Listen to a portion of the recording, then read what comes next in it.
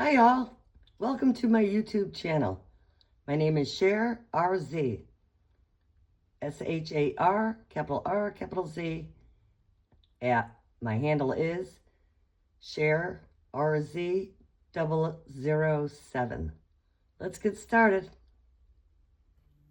Hi y'all, welcome to my channel. Today I'm going to teach you how to make homemade beef broth.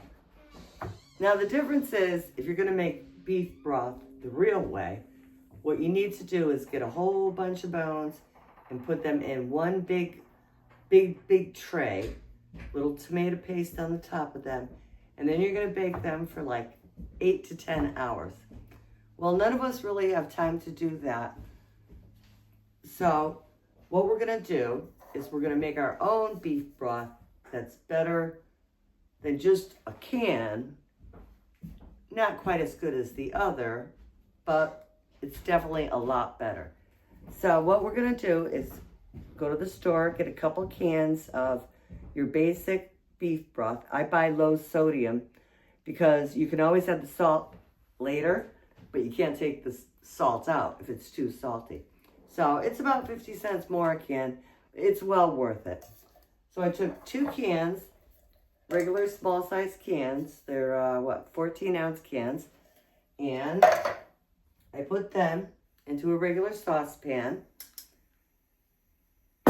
Now all I did here was I cut up some celery, carrots, and onions. Not a real lot. Probably about 2 cups maybe total of the whole thing. And we're going to take that and put that right in the pan with the beef broth.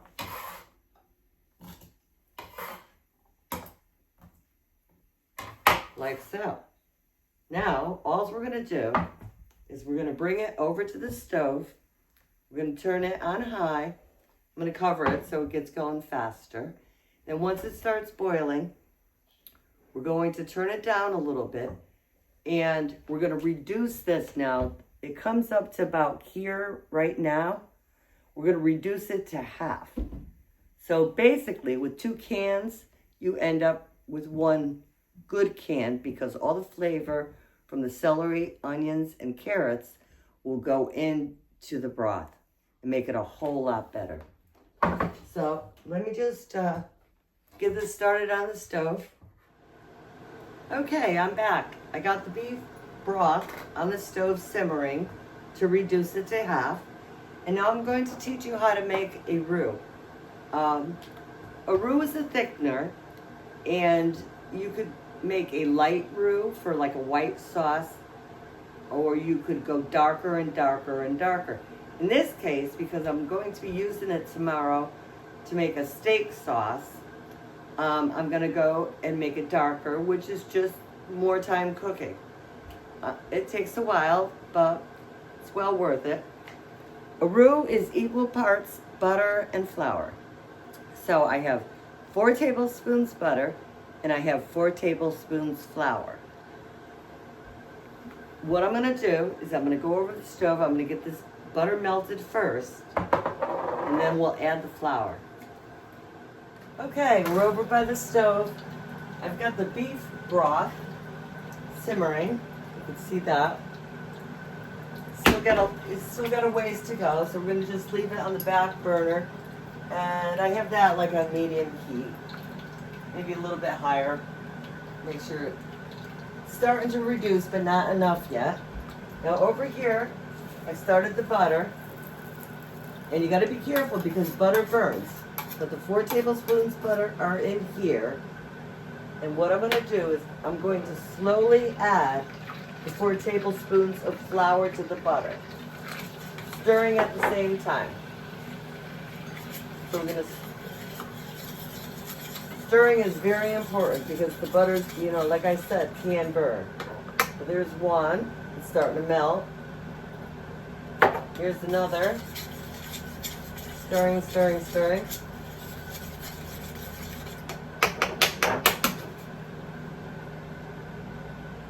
A little bit more. I'm doing probably adding a teaspoon of flour at a time to the butter. and then stirring and adding a little bit more. Whoa.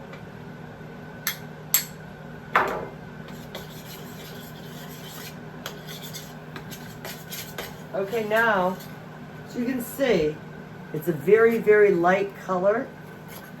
What we want to do is we want to bring this to almost a chocolate color.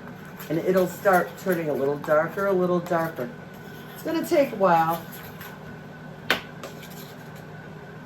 And now that the flour's in there, it really won't burn as fast. But you still have to keep it on low. Almost so there's a couple of bloop, bloop, bloop. You know, but don't boil it. Boil it. Just a little bit. And then every couple minutes, just give it a couple of stirs. So while that's starting to cook, I just wanted to tell you that the beef broth in your refrigerator will last about 5 days. However, if you put it in a airtight container, Tupperware, whatever you have, in the refrigerator, it'll last about 2 weeks. Better yet, what you can do is freeze it in the freezer, and it'll last for 3 to 6 months. And it's great because you'll have it ready. You could freeze it in small containers so that you have a small portion, say maybe if you made a whole bunch of this at once, you could freeze it in cup-sized containers. So then when you needed it for your recipe, you just take one container out of the freezer. Now the same thing with the roux. You can freeze that also. Kind of a cool way to freeze it is putting it in an ice cube tray and let it freeze, and then you can put it in Ziploc baggies because you really don't need a lot of roux to thicken a sauce. So, a little bit goes a long way, and if you have a really rainy day and you want to make quite a big batch of beef broth and quite a big batch of roux, you'll have it in your freezer before, for whenever you want to use it. Now the other thing I want to show you, let me just grab it over here. Actually, let me move this back over here. Okay, the other thing I want to show you, another thickener that you might want to do is cornstarch. Cornstarch is good because it can be added at the end of a mixture and you won't get lumps. If you were going to do like a flour-water mixture, that needs to be done before everything starts cooking. So cornstarch, however, if you're making a sauce and you say, it's a little on the thin side, I want to thicken it, you could use a roux at the end, like I'm showing you. Or if you don't have time and you don't have any roux in the freezer, cornstarch. You could just take, right here I've got about 2 tablespoons of cornstarch. Just going to add a little water to it, cold water. Where's my spoon? Let me get another spoon. Going to add a little bit of water to it, and you're just going to stir it. Stir it up until all the cornstarch is mixed up with the water. Use cold water, by the way, not hot water. That won't work. And then, well, you could add a little more cornstarch at that point to make it a little thicker. But there I have about 2 tablespoons of cornstarch with the water. Now, when you add this at the end of a recipe to thicken it, you just add a little at a time and stir it into your sauce. And as you heat it, the sauce will thicken. If you think you need a little thicker, you could do the whole little more cornstarch with a little more water and add that in. So that's an easy way. Cornstarch thickeners are the way to go. I'd rather have a roux or cornstarch as opposed to flour and water, because a lot of people, for instance, flour and water, if you add it at the end like a lot of people do for Thanksgiving. They get the turkey out, and then with the drippings, they add some flour and milk to it and put it on the stove and thicken it up and makes the gravy. And everybody eats the turkey with the gravy. Then everybody's sitting there, oh my God, I'm so full, I'm so full. Well, you know why? If you do flour at the end like that, even in a gravy, it's like glue in your stomach. So remember, flour in the beginning of making a base, or cornstarch and water, or a roux at the end of making the sauce. So let's see. So we'll let that kind of cook, and I'll be back in about 3 seconds. Okay, I just want to show you that the roux is getting a darker color now.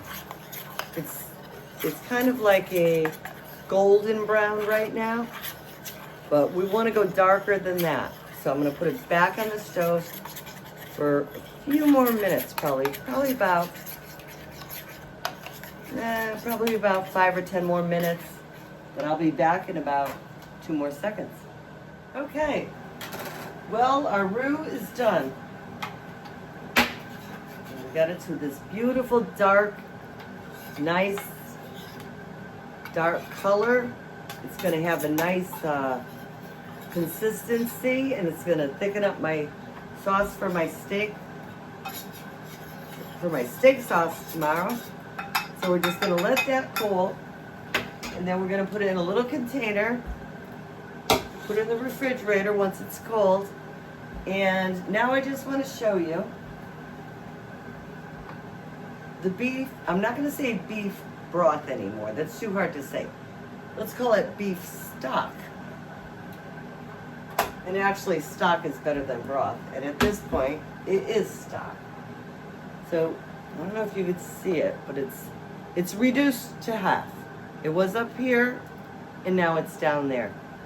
So what I'm going to do, and this is why you don't have to worry about cutting up those carrots and celeries in the beginning, is we're going to strain it in the strainer into another pan. Let me find a pan. Let's see. This should be good. This small one should be good enough. And turn the camera a little bit. I don't know if you can see this, but basically, I'm going to strain this into another pan.